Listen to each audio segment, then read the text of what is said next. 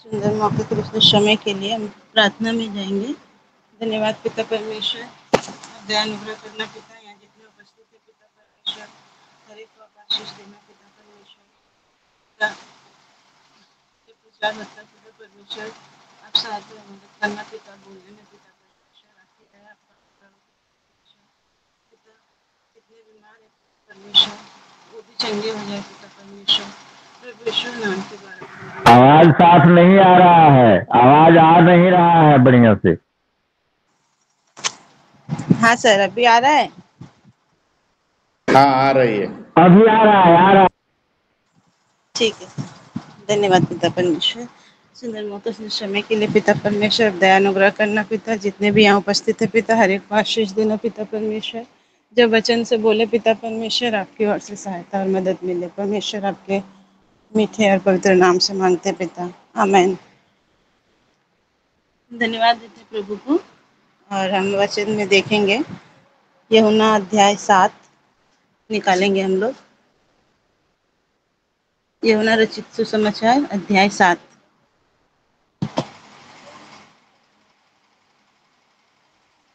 कौन सा वचन है 7 का?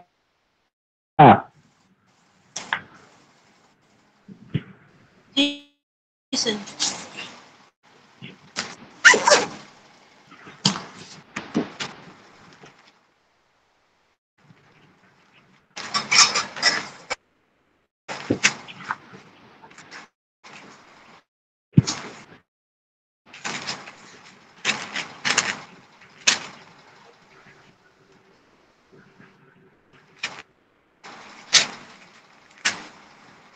37 पढ़ेंगे हम लोग, यूहन्ना 7 का 37 से 42 तक।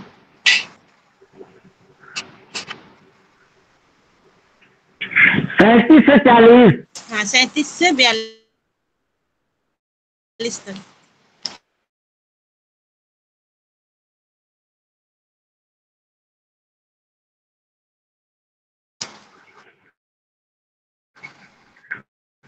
प्रभु के आए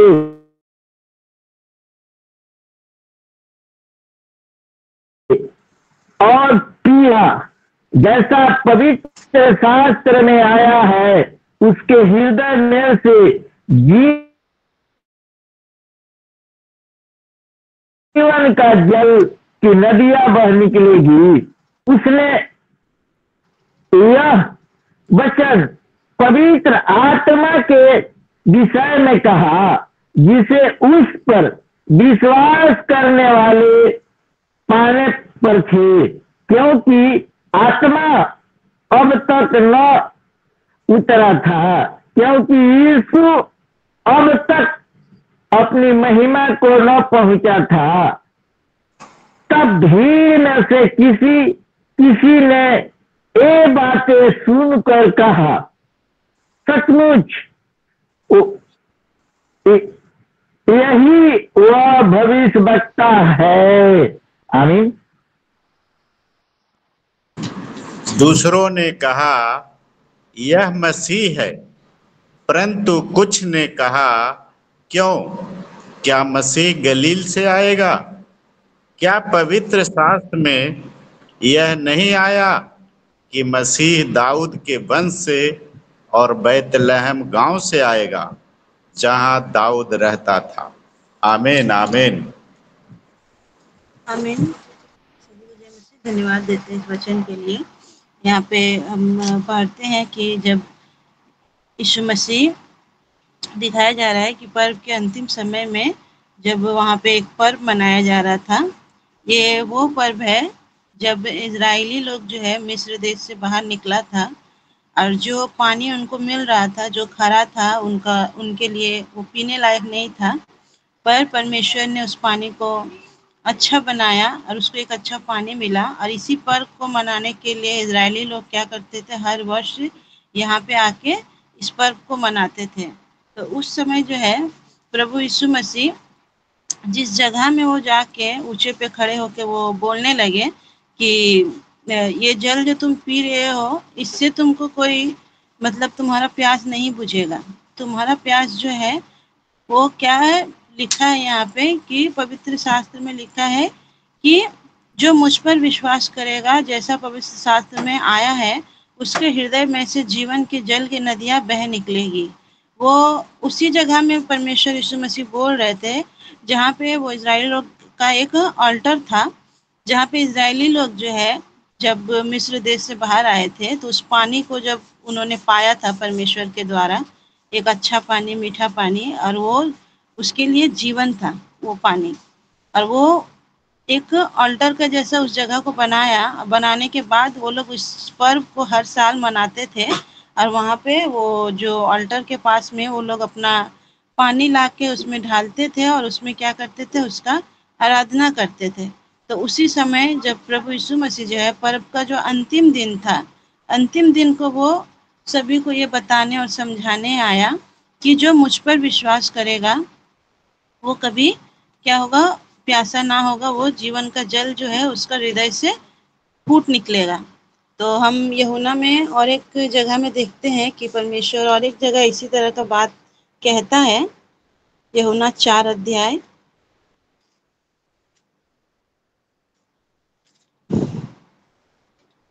यूहन्ना 4 अध्याय में लिखा है सामरी स्त्री के बारे में। एक स्टोरी भी हम लोग बहुत अच्छा से ही सभी को ही जानते हैं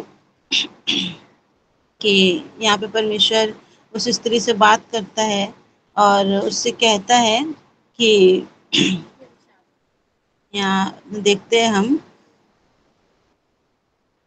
4:21 में, यीशु ने उससे कहा, हे नारी, मेरी बात का विश्वास कर कि वह समय आता है कि तुम ना तो इस पहाड़ पर पिता की आराधना करोगे, ना यरूशलेम में। तुम जिसे नहीं जानते उसकी आराधना करते हो, और हम जिसे जानते हैं उसकी आराधना करते हैं, क्योंकि उद्धार यहूदियों में से है। परंतु वह समय आता है, वरन अब भी है, जिसमें सच्चे भक्त पिता की आराधना आत्मा और सच्चाई से करेंगे, क्योंकि पिता अपने लिए ऐसे ही आराधकों को ढूंढता है। परमेश्वर आत्मा है और अवश्य है कि उसकी आराधना करने वाले आत्मा और सच्चाई से आराधना करें। स्त्री ने उससे कहा, मैं जानती हूँ कि मसीह जो ख्रिस्त कहलाता है आने वाला है। जब वह आएगा तो हमें सब बातें बता देगा। यीशु ने उससे कहा, जो मैं तुझसे बोल रहा हूँ वही हूँ। भैया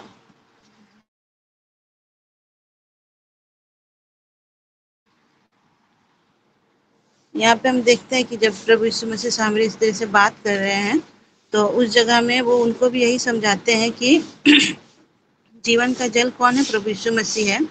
और उस जगह वो स्त्री उससे बात विवाद भी करती है कि अगर तुम्हारे पास कोई कुआं है तो वो कहाँ है, उसके बाद फिर अगर तुम्हारे पास जल है तो तुम्हारे पास तो कोई घड़ा भी नहीं है, कुछ नहीं है जो तुम कहते हो कि क्या करोगे, तुम मुझे जीवन का जल दोगे।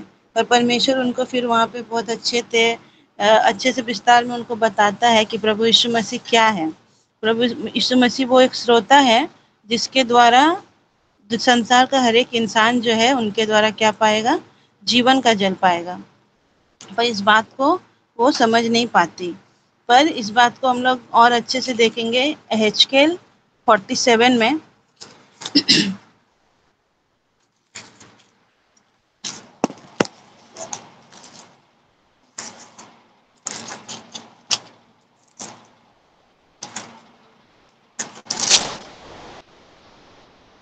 का एक देखते हैं हम लोग। यहाँ लिखा है, फिर वह मुझे भवन के द्वार पर लौटा ले गया और भवन की डेवरी के नीचे से एक स्रोता निकलकर पूर्व की ओर बह रहा था। भवन का द्वार तो पूर्वमुखी था और स्रोता भवन की दाहिनी ओर और वेदी की दक्षिणी ओर नीचे से निकलता था। तब वह मुझे उत्तर के फाटक से होकर बाहर ले गया और बाहर से घुमाकर बाहरी अर्थात पूर्वी मुखी फाटक के पास पहुंचा दिया, और दक्षिणी ओर से जल पसीज कर बह रहा था। जब वह पुरुष हाथ में मापने की डोरी लिए हुए पूर्व की ओर निकला, तब उसने भवन से लेकर 1000 हाथ तक उस सोते को मापा और मुझे जल में से चलाया। और जल टखनों तक था। उसने फिर 1000 हाथ मापकर मुझे जल में से चलाया और जल घुटनों तक था। फिर वह 1000 हाथ मापकर मुझे जल में से चलाया और जल कमर तक था। तब फिर उसने 1000 हाथ मापे और ऐसी नदी हो गई जिसके पार ना तो जा सका, क्योंकि जल बढ़कर तैरने के योग्य था, अर्थात ऐसी नदी थी जिसके पार कोई ना जा सकता था। तब उसने मुझसे पूछा, हे मनुष्य के संतान, क्या तूने यह देखा है? तब उसने मुझे नदी के किनारे किनारे लौटाकर पहुंचा दिया। आमीन। यहाँ पे भी हम एक हेजकेल के बारे में जब पढ़ते हैं कि उनको परमेश्वर ने किस तरह एक दर्शन दिया, और यहाँ पे एक लिखा हुआ है कि बहता हुआ स्रोता के पास उनको ले गए और कितना अच्छा से उनको बहुत गहराई तक उनको परमेश्वर क्या कर रहा था, उस स्रोते के बारे में बताए जा रहे थे। जैसे कि जब हम लोग वहाँ यूहन्ना पढ़ रहे थे, वहाँ पे भी परमेश्वर बार बार बोल रहे थे कि वो क्या है, यीशु मसीह जल का स्रोता है, परमेश्वर जीवन जल है। तो वो जीवन का जल हमारे लिए भी है, क्योंकि यहाँ पे जो वचन लिखता है कि प्रभु का जो एक जन है, परमेश्वर उसको गहराई में ले जाना चाहता था और उनको दर्शन में इस बात को बताया। आज हम और यहाँ आप ये जितने भी यहाँ उपस्थित हैं, हम लोग जब परमेश्वर के पास आते हैं तो परमेश्वर में जब हम लोग प्रभु को जानते हैं तो हमारा जल जो है हमारे एड़ियों के ऊपर तक ही रहता है जब हम प्रभु को जानते हैं। और परमेश्वर चाहता है कि जो स्वर्गदूत के हाथ में एक डोरी है जो हमारे कमर तक बंधी रहती है जब हम लोग प्रभु को जानते हैं, तो वो चाहता है कि उस डोरी के द्वारा हम क्या करें, उसके घुटने तक आए। जब परमेश्वर को जानने के बाद हम घुटने में आते हैं तो वो होता है, इसी बात का प्रमाण होता है कि परमेश्वर क्या करता है, हमको चाहता है कि हम घुटने तक आए और उसको जाने। और जब वो घुटने तक हम लोग आते हैं तो हमारी प्रार्थनाएं क्या होती है, बहुत अटूट, और हम लोग विश्वास में बहुत ही बढ़ते हैं, क्योंकि जब हम घुटने में आते हैं तो हम तोड़े जाते हैं। जब हम टूटते हैं और घुटने में आकर परमेश्वर से प्रार्थना आराधना करते हैं तो परमेश्वर को हमारा जो ये रूप है उनको बहुत अच्छा लगता है, क्योंकि वो चाहते हैं कि हम लोग सब एक गाना भी बचपन से सुनते हैं, बहुत यहाँ जितने जन होंगे, कि तू प्यार का सागर, सागर दया का तू है, तेरे प्यार के सागर में हम क्या करना चाहते हैं, हम तैरना चाहते हैं। इस गाना को हम लोग सभी जानते हैं। तो ये गाना जब होता है तो गाना में बहुत सारी ऐसी बातें लिखी हुई है कि तेरे प्यार के सागर में हम तैरना चाहते हैं। पर हम ये गाना गाते तो हैं, कभी भी इस गाने के विषय में डीपली नहीं सोचते कि ये किस विषय का बारे में बता रहा है।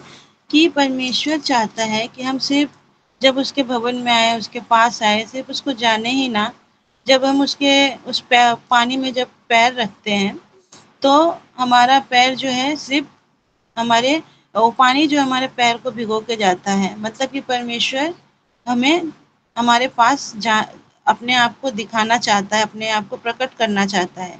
उसके बाद वो चाहते हैं कि हम क्या करें, और थोड़ा आगे आए और क्या करें, घुटने तक आए। पर परमेश्वर वहां तक भी सीमित नहीं रहता, वो फिर चाहते हैं घुटने से क्या करे, वो पानी हमारे कमर तक जाए। और कमर तक जाने के बाद भी परमेश्वर ये चाहता है कि वो पानी क्या करे, ओवरफ्लो हो, हमारे सर के ऊपर तक वो पानी क्या कहे, बहे। और उसका उसका परिणाम क्या होता है, अगर हम सर के ऊपर हमारा पानी जाएगा तो उसका फल हम देख पाएंगे, क्योंकि एचकेल 47 का 12 में लिखा हुआ है कि नदी के दोनों किनारों पर भांति भांति के खाने योग्य फलदायी वृक्ष उपजेंगे, जिनके पत्ते ना तो मुरझाएंगे और ना उनका फलना भी कभी बंद ना होगा, क्योंकि नदी का जल पवित्र स्थान से निकला है। उनमें महीने महीने नए नए फल लगेंगे, उनके फल तो खाने के और पत्ते औषधि के काम आएंगे। आमीन।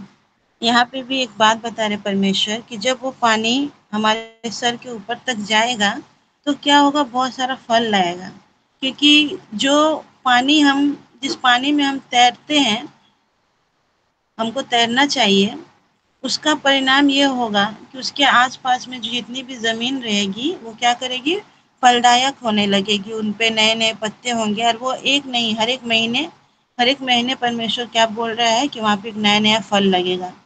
मतलब कि जब हम प्रभु में पूरी तरह से डूबते हैं तब हमारा फल लोगों को दिखेगा। जब आज के टाइम में जितना भी अभी कलीसिया को सताया जा रहा है, छत्तीसगढ़ में ज़्यादातर ये सब चीज़ हुआ रह रहा है, तो वहाँ क्या है, वहाँ के दास-दासी लोग जो है, वहाँ का जो चर्च है वो टूट नहीं रहा है, वो परमेश्वर का गहराई तक वो लोग पहुँच चुका है। जिसका वजह से ये शोर है, जो वहाँ पे चिल्लाहट है, जो लोग अगेंस्ट पार्टी है, जो लोग वहाँ पे ऐसा हल्ला मचा रहे हैं, वो लोग का हल्ला मचाना ये सबूत है कि वहाँ पे फल लग रहा है, क्योंकि वो पानी इतना ओवरफ्लो हो चुका है कि वो अब छिप नहीं सकता। अगर छिप सकता तो अभी लोग शांति रहते कि मतलब कोई बात नहीं है। पर अभी वो पानी इतना ओवरफ्लो हो चुका है, वहाँ के लोग जान चुके हैं कि यहाँ पे क्या है कि प्रभु का समाचार जो है बहुत ही फैल गया है। वहाँ के लोग जो है परिवर्तित हुए हैं। बहुत दास-दासियों का वहाँ पे ज़्यादा काम हो रहा है, क्योंकि जहाँ पे ज़्यादा काम होता है, वहीं पे ज़्यादा परेशानियों का सामना भी करना पड़ता है। तो छत्तीसगढ़ हमेशा हम लोग सुनते आए हैं कि वहाँ पे मसीही लोगों के ऊपर में बहुत अत्याचार हो रहा है। हर हफ्ते, हर एक दिन वहाँ पे चर्च को तोड़ा जा रहा है, वहाँ पे अपना एक झंडा लगा दिया जा रहा है, ताकि क्या करे, मसीह का नाम को क्या करे, उसको नीचा करे। पर वो लोग को ये नहीं पता कि वो नीचा नहीं हुआ है, वो ओवरफ्लो हो चुका है, जिसके लिए क्या हो रहा है, इंसान उठ रहा है कि ताकि उस पानी को जो स्रोता को क्या करे, वो खत्म कर दे। पर परमेश्वर महान है, वो अपना कार्य को अपने दासों के द्वारा कराता है। आज भले ही कितने ही चर्चेस, कितने ही घर में प्रार्थनाएं बंद हो गई हों, पर हर एक के मन में, जो लोग प्रभु में हैं, वो लोग मन में ही परमेश्वर का नाम लेते हैं और प्रार्थना आराधना उनके दिल से हमेशा होती रहती है। जैसा कि यहाँ पे यूहन्ना, जब हम लोग 4 अध्याय पढ़ रहे थे, वहाँ पे लिखा हुआ था कि वो सामरी स्त्री को बता रहे थे प्रभु यीशु मसीह कि वो एक ऐसा समय आएगा, जो समय परमेश्वर क्या करेगा, ऐसे आराधकों को ढूंढ रहा है जो उसका आत्मा से और गहराई से उसको क्या करे, हृदय से उसका आराधना करे। तो हृदय और आत्मा से आराधना करने के लिए कोई भी स्थान नहीं चाहिए, कोई भी चर्च की ज़रूरत नहीं होती है। परमेश्वर हर एक कण-कण में है पृथ्वी के हर एक जगह में। आप जहाँ खड़े हो आज वहाँ भी है, हम जहाँ उसे बोल रहे हैं परमेश्वर वहाँ भी है। परमेश्वर वहाँ भी कार्य कर रहा है जहाँ पे कोई इंसान अभी बीमार होगा, परमेश्वर वहाँ भी कार्य कर रहा है जहाँ पे इंसान प्यासा होगा या भूखा होगा। परमेश्वर हर एक जगह है, तो उसका कार्य कभी भी कोई रोक नहीं सकता है। तो परमेश्वर का कार्य जो है, परमेश्वर कुछ ऐसे लोगों को चुन लेता है कि परमेश्वर उसको जब इस्तेमाल करता है तो कोई इंसान उसको रोक नहीं सकता।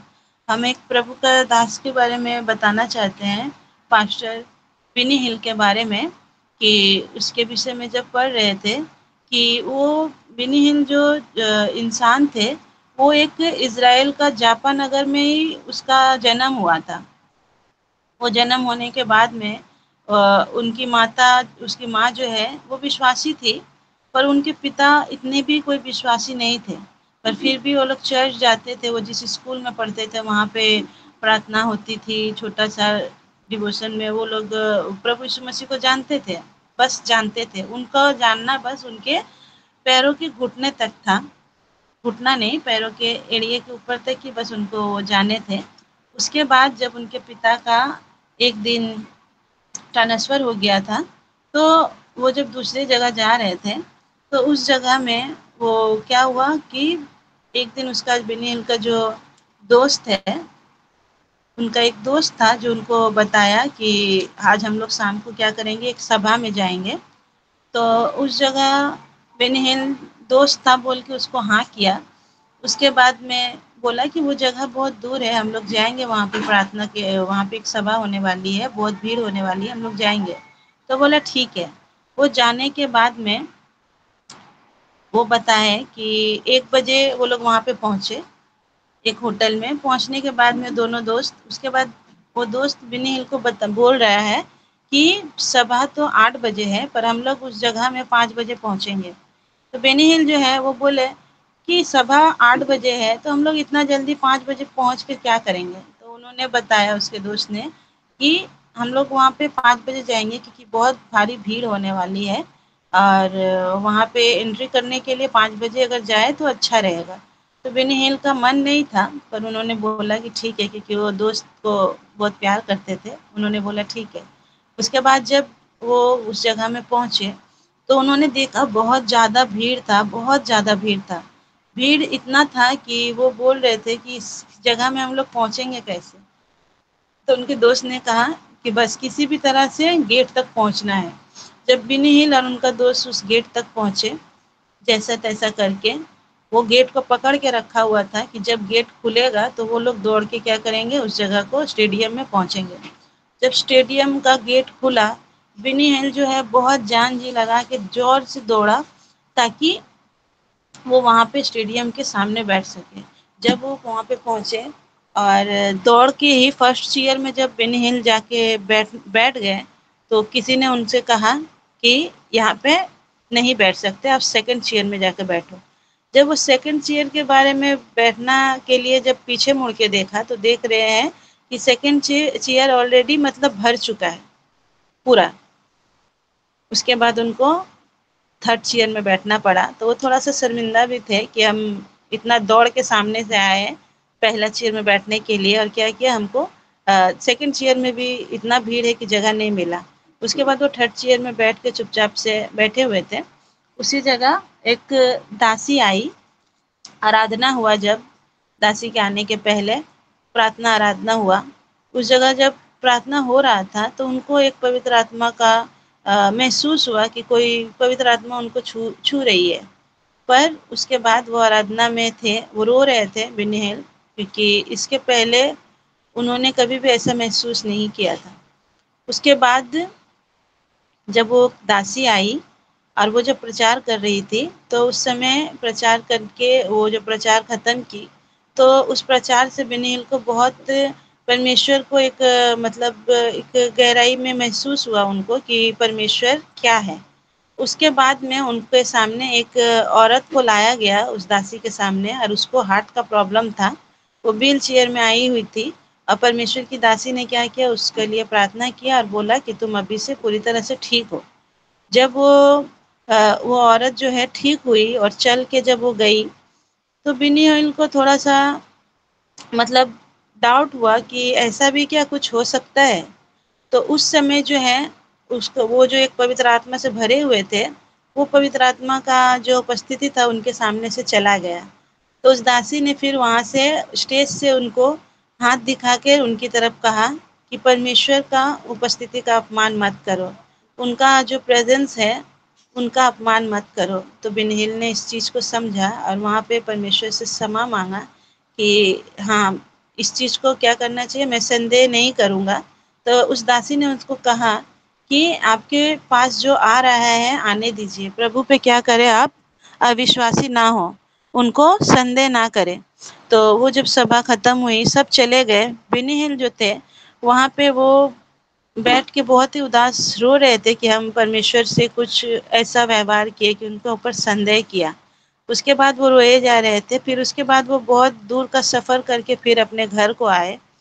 घर के आने के बाद में उन्होंने पहले से ही निश्चय किया हुआ था कि वो क्या करेंगे, घर जाके आराम करेंगे, क्योंकि उनका जर्नी बहुत ज़्यादा हो गया था, आना-जाना और उसके बाद में इतना देर इंतज़ार करना। पर जब वो घर गए, तो पवित्र आत्मा ने उनको सोने नहीं दिया। उससे कहा कि तुमको मतलब उनका मन हो रहा था प्रार्थना करने का। जब वो प्रार्थना करने के लिए गए, जब वो घुटने में प्रार्थना करने लगे, तो उन्होंने एक बात कहा परमेश्वर से कि पिता, अगर आप सच्चे हो, तो जो वो दासी कर रही थी, वो गिफ्ट मुझे भी चाहिए। और जब इस बात को उन्होंने कहा, तो प्रभु का आत्मा जो है उनके ऊपर फिर मतलब उनको एक उनका उपस्थिति को वो महसूस किए। तो उनको लगा कि परमेश्वर ने उनको वो गिफ्ट दे दिया है कि वो इस कार्य को अब कर सकते हैं। पर इसके बाद उनको कहीं भी मतलब ऐसा मौका नहीं मिला कि वो कहीं प्रचार करे या कहीं भी कुछ ऐसा चीज़ को करे और वो जाने कि परमेश्वर ने उनको ये गिफ्ट दिया भी है कि नहीं।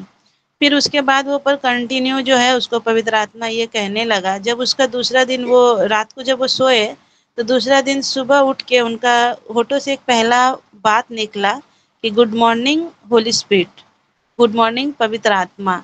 वो पवित्र आत्मा के साथ में अपना संबंध बनाने लगे। वो हमेशा सुबह उठते थे, उनसे बात करते थे। जब वो स्कूल जाते थे, क्योंकि वो हकलाते थे छोटा में, बिनी हेल पास्टर जो है वो छोटा में बहुत ही हकलाते थे, तो उनके साथ बहुत सारे ऐसे दोस्त रहते थे जो उनका मजाक भी उड़ाते थे। और वो हमेशा परमेश्वर से प्रार्थना करते थे, बोलते थे कि परमेश्वर आप मेरा हकलानापन को क्यों नहीं दूर कर देते। और जब उनकी एक टीचर जो है, जब उनको चर्च में प्रार्थना होता, स्कूल में प्रार्थना होता था, तो उनको टीचर भी जब सभी से पूछते थे कि आप क्या बनना चाहते हो, तो बिनी हिल को जब पूछा जाता था वो ये बोलते थे कि मैं एक याजक बनना चाहता हूँ, मैं प्रचार करना चाहता हूँ प्रभु मसीह का। तो वो टीचर भी यही सोचती थी कि एक बच्चा है और ये ऐसी बातें करता है, क्योंकि वो अभी तक ये सब कुछ नहीं जानता। पर बिनी हिल को पता था कि परमेश्वर का वो कार्य करना चाहते हैं और परमेश्वर के लिए वो जीना चाहते हैं। उसके बाद में उनको 2 साल तक पवित्र आत्मा उनको बस यही बताता रहा कि तुमको क्या करना है, प्रार्थना करना है और प्रार्थना करना है। वो हमेशा अपना ज़्यादा से ज़्यादा समय, अब पढ़ाई लिखाई से ज़्यादा वो क्या करते थे, घुटने में आके परमेश्वर से प्रार्थना करते थे और एक ही बात बोलते थे कि परमेश्वर, हम आपके सागर में डूबना चाहते हैं, आपके श्रोता को हम श्रोता तक जाना चाहते हैं, सिर्फ कम घुटने तक नहीं, सिर्फ कमर तक नहीं, हम वो पानी चाहते हैं जो मेरे सर तक होके जाए। परमेश्वर जो है बहुत महान है। बिनी हिल का प्रेयर लाइफ को उन्होंने बहुत स्ट्रॉन्ग किया 2 साल तक। 2 साल के बाद उनको प्रचार का मौका मिला। परमेश्वर ने, पवित्र आत्मा ने उनको एक मौका दिया, एक चांस दिया जहाँ पे उनको प्रचार करना था। जब उस जगह वो प्रचार करने के लिए गए तो उस जगह उनका हाथ पैर बहुत ही काँप रहा था, क्योंकि वो फर्स्ट टाइम क्या कर रहे थे, प्रचार करने जा रहे थे। और जब वो प्रचार कर रहे थे तो वहाँ पे बहुत बड़ी भीड़ आई हुई थी, क्योंकि वहाँ पे और एक पास्टर आए हुए थे जो वहाँ पे प्रचार करने वाले थे और उनके कारण बहुत भीड़ जुटी हुई थी। उस जगह में जब प्रचार करने के बाद, जब बिनी हिल को प्रचार करने का मौका मिला, जब वो गए प्रचार करने के लिए, प्रचार हुआ, वो देख रहे अपने आँखों से कि कोई भी व्यक्ति हिला नहीं, सब सुन रहे हैं ध्यान से, सबने सुना, सब कुछ किया। उसके बाद उन्होंने प्रार्थना किया और बिनी हिल परमेश्वर से अपनी आत्मा में पूछ रहे थे कि उनके आँखों के सामने बहुत सारी भीड़, बहुत सारे लोग थे, पर वो तब भी पवित्र आत्मा से शांत में पूछ रहे थे कि परमेश्वर, मैंने प्रचार किया, मैंने आरंभ किया, पर अभी तक कोई भी इंसान ऐसा मुझे दिखता नहीं जिनको आपने छुआ हो। तो परमेश्वर ने उस समय उनसे बात की कि प्रचार खत्म हो गया, अब तुम क्या करो, प्रार्थना करो। फिर बिनी जो है उन्होंने कहा कि अभी हम लोग क्या करेंगे, सब हम लोग परमेश्वर की उपस्थिति में खड़े होंगे और हम लोग प्रार्थना में जाएंगे। जब वो प्रार्थना करने लगे, प्रार्थना करते करते वो अपने आंखों को खोल के देख रहे हैं कि ऐसा कुछ भी नहीं हो रहा है जिससे उनको ये महसूस हो कि परमेश्वर ने यहाँ पे अपना कार्य किया है, चंगाई पाई है। फिर परमेश्वर ने बिनी हिल से फिर बातें की कि क्या तुम प्रार्थना करो और आँख मत खोलो, प्रार्थना करो, बस प्रार्थना करो। जब वो इस बात को सुन के बिनी हिल जो है बहुत गहराई से प्रार्थना करने लगे परमेश्वर से, तो बहुत सारे स्टेडियम में जितने भी लोग आए थे, बहुत सारे ऐसे बीमार आए थे जो वहाँ पे चंगे हो रहे थे। वहाँ पे हर एक आत्मा को परमेश्वर छू रही थी और पवित्र आत्मा अपना कार्य बहुत तेजी से वहाँ पे कर रहा था।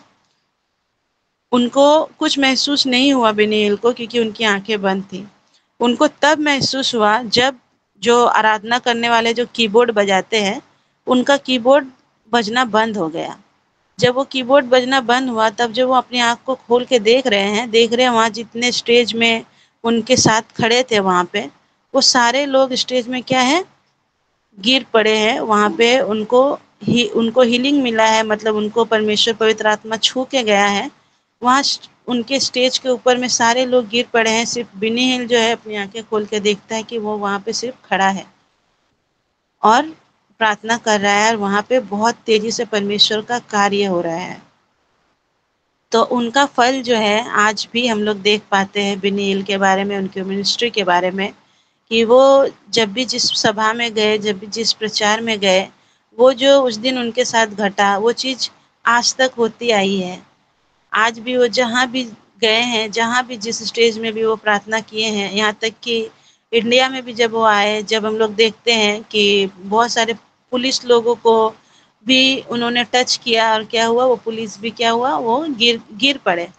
मतलब कि उनका परमेश्वर ने इतना मतलब उनको अभिषेक किया, इतना सामर्थ दिया कि उनको क्या हुआ, वो श्रोता उनके पास से जो निकलता है, वो श्रोता के बारे में हर एक इंसान जानता है कि उनको कैसा ही परमेश्वर का उपस्थिति में वो हाजिर है कि परमेश्वर उनके द्वारा कितने लोगों को चंगा करता है। आज के टाइम में अगर देखा जाए, परमेश्वर का सबसे अच्छा कार्य करने का तरीका ये है, क्योंकि आज संसार में ज़्यादा से ज़्यादा बीमारियां भरी पड़ी है, ज़्यादा से ज़्यादा लोग बीमार हैं, क्योंकि आज के टाइम में इंसान को अच्छा खाना नहीं मिलता। जो भी है, सब जो भी हमें मिलता है वो अच्छा नहीं होता, उसमें मिलावट है, और हर एक इंसान इस चीज़ को भोग रहा है। हर एक इंसान क्या होता है, बीमारी में भोग रहा है। कुछ भी खाता है तो उसके शरीर में क्या होता है, एक बीमारी को लेके आता है। उसके लिए ही इंसान क्या करता है, बहुत भोग रहा है। वो क्या करता है, वैद्य दिखाता है, डॉक्टर दिखाता है, बहुत ज़्यादा सफ़र करता है। पर एक ये एक बहुत अच्छा तरीका है, क्योंकि बहुत सारे ऐसे दास-दासियाँ हैं जब वो लोग प्रचार करते हैं, ज़्यादातर लोग जब आप लोगों के सभा में आते हैं, जब आप लोग के भवन में, प्रभु के भवन में आके आप लोगों से प्रार्थना और विनती करते हैं, लास्ट में जब प्रार्थना प्रचार खत्म होता है, बहुत सारे लोग, काफ़ी ज़्यादातर लोग ऐसे आते हैं जो बोलते हैं कि पास्टर जी मेरे लिए प्रार्थना कर दीजिए, क्योंकि मुझे ये बीमारी है, मुझे ये तकलीफ़ हो रही है। तो परमेश्वर चाहता है कि जो श्रोता उनके पास है, जो वो उस पर्व के समय में उस ऑल्टर के सामने खड़े होकर प्रभु यीशु मसीह बोल रहे थे कि जो जल, जो मुझ पे विश्वास करेगा, उसके अंदर से क्या निकलेगा, एक श्रोता बाहर निकलेगा। तो श्रोता के लिए हम लोग को बहुत ज़्यादा से ज़्यादा प्रार्थना करना चाहिए, और परमेश्वर को ये बोलना चाहिए कि हमारा जो श्रोता है वो सिर्फ पैरों को छू के ना जाए वो पानी। हम लोग उस पानी में क्या करें, उस डोरी को परमेश्वर वो पवित्र आत्मा के हाथ में हम लोग दे, और उनसे कहे कि उस डोरी के द्वारा हमको क्या करो, अगुवाई करो, हमको और भी डीपली ले जाओ उस गहराई में, श्रोता में, कि जाते हम वहाँ पे क्या करें, परमेश्वर के उस जल से क्या करें, अपने कमर तक को भिगोए, अपने सर तक को भिगोए, ताकि हमारे द्वारा क्या हो, परमेश्वर का कार्य बहुत ज़्यादा से ज़्यादा बढ़ सके। परमेश्वर उस जल में हम सबों को डुबोना चाहता है, उस श्रोता में हम सबों को लेके जाना चाहता है, और हमें तैयारी करना चाहिए कि हम लोग वो क्या करें, जीवन का जो जल है प्रभु यीशु मसीह के पास, उस जल के पास जाए और प्रभु का महिमा को बहुत ज़्यादातर उनके राज्य के लिए कार्य करें, ताकि परमेश्वर का कार्य के लिए परमेश्वर हम सबों को तैयार करे, और हम लोग क्या करें, एक दिन परमेश्वर को बोल सके कि आपने जो हमको काम सौंपा था, उस काम को मैंने किया, ताकि हम लोग क्या करें, उस जीवन का मुकुट को पाए। और वो जीवन का मुकुट तभी हम लोग पाएंगे जब प्रभु का उस गहराई में हम लोग जाएंगे। हम प्रभु का धन्यवाद देते हैं कि परमेश्वर ने सहायता और मदद की। आमीन। आमीन आमीन। मसीह यीशु जीवन का सोता है। जो भी उस पर विश्वास करेगा, उसका हृदय में से वो पानी का, जल का सोता बहेगा, निकलेगा। और पहली बार एड़ियों तक और आगे आगे घुटने तक, आगे आगे और तेजी से बढ़ रहा है कमर तक। और आगे आगे क्या देखते हैं, तैरने लगते हैं। इतना बढ़ रहा है वो नदी। जीवन का सोता।